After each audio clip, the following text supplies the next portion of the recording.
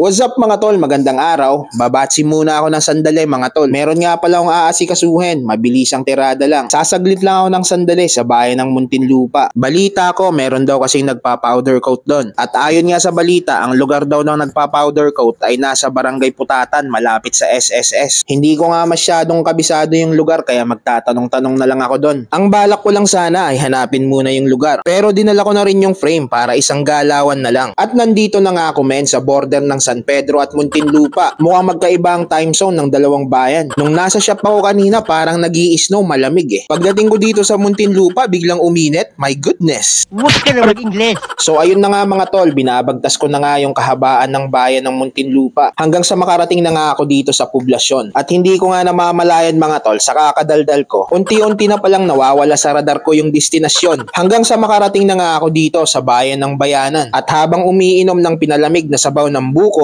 napagtanto ko na sobrang layo na pala na nilagpas ko. Ilang kilometro na lang mag-aalabang na. Akala ko mabilis ang tirada lang, mabilis palang maligaw. Okay na sana kung natagpuan ko lang agad yung lugar eh. Kaya nga lang nagkandaligaw-ligaw si Manoy. Tanga talaga.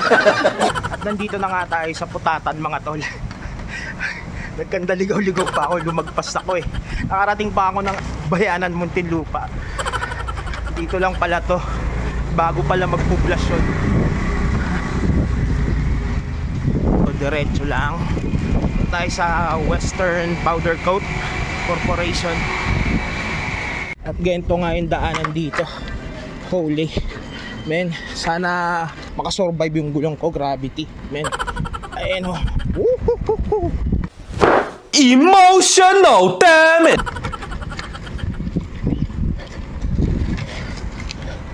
Shit, ito yung mga warehouse.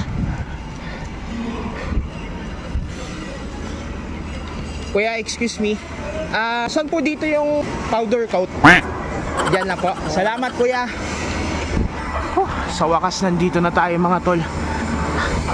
Gravity. Pinakarating pa ako ng Bayanan para lang hanapin tong Western. Ito lang pala. At pagpasok ko nga sa loob mga tol, binigay ko na agad yung sample ng kulay para magawan na ng job order. 3 to 5 days daw bago matapos, kaya babalikan natin yan pagkalipas ng 5 araw. So ayun nga mga tol, pinapowder coat na natin yung frame. Iniwan na natin dito sa Western. Dito lang yan sa Putatan. Update ko na lang kayo kapag kukunin na natin yung frame. Pabiyahe na muna ako pabalik mga tol. Abangan nyo na lang nga pala yung part 2 nito.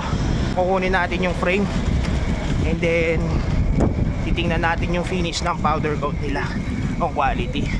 So paano? Diyan na muna kayo. Biyahe muna ako pa uwi at magbubukas pa ako ng shop. Bye-bye! Sa mga magtatanong nga pala kung sa matatagpuan ng Western Powder Coat sa Muntinlupa, ilalagay ko po ang buong detalye ng address at numero ng telepono sa comment section. Maraming salamat sa panonood mga tol. Ride safe!